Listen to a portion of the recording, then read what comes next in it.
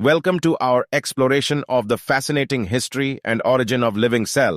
जैसे कि हम सब जानते हैं कि cell is the basic unit of life, पर उसकी ओरिजिन साइंटिस्ट के लिए आज भी एक ग्रेट साइंटिफिक क्यूरियोसिटी का सब्जेक्ट है। आज हम इस वीडियो में सेल बायोलॉजी की अचीवमेंट्स और डिस्कवरीज के बारे में बात करेंगे।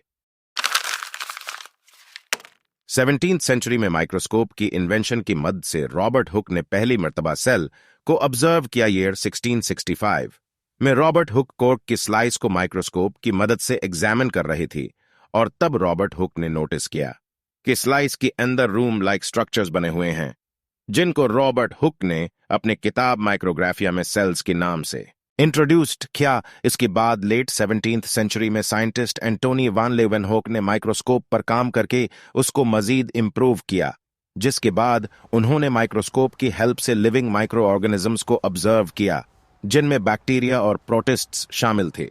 ये डिस्कवरी लिविंग ऑर्गेनिजम्स में एग्जिस्टेंस ऑफ सेल्स की एक और सबूत थी।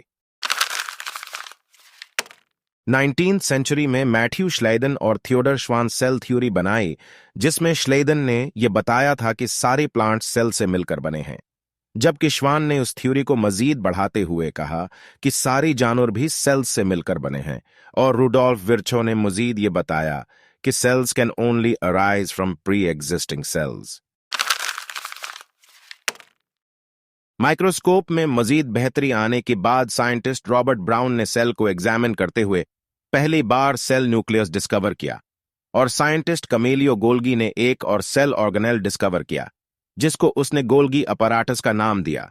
साइंस की दुनिया में ये डिस्कवरीज सेल को समझने के लिए बहुत फायदेमंद साबित हुई।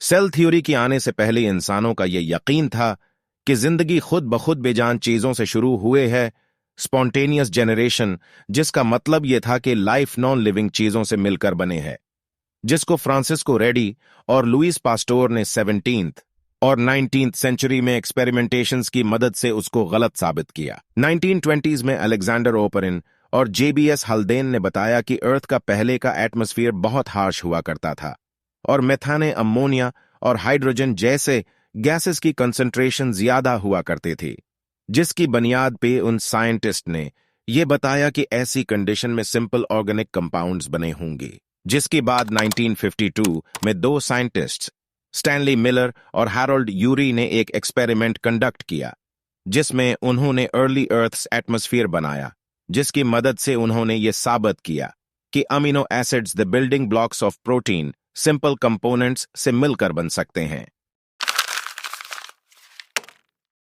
आज से तकरीबन 3.5 बिलियन ईयर्स पहली सिंगल प्रोकैरियोटिक फॉसिल सेल का एविडेंस मिलता है, जिसकी बुनियाद पर हम ये अंदाजा लगा सकते हैं कि बैक्टीरिया जैसे सिंगल सेल ऑर्गेनिजम्स उस वक्त भी एनारोबिक एनवायरनमेंट में एग्जिस्ट करती थी। यूकैरियोटिक सेल्स की शुरुआत with complex structures and membrane bound nucleus आज तक एक ऑनगोइंग रिसर्च टॉपिक है। एक थ्योरी हमें यह बताती है कि यूकैरियोटिक सेल्स एंडोसिम्बियोसिस की वजह से बने हैं, जिसमें प्रोकैरियोटिक सेल्स खुद में मिलकर सेल ऑर्गेनेल्स लाइक मिटोकॉन्ड्रिया और क्लोरोप्लास्ट में चेंज हो गए।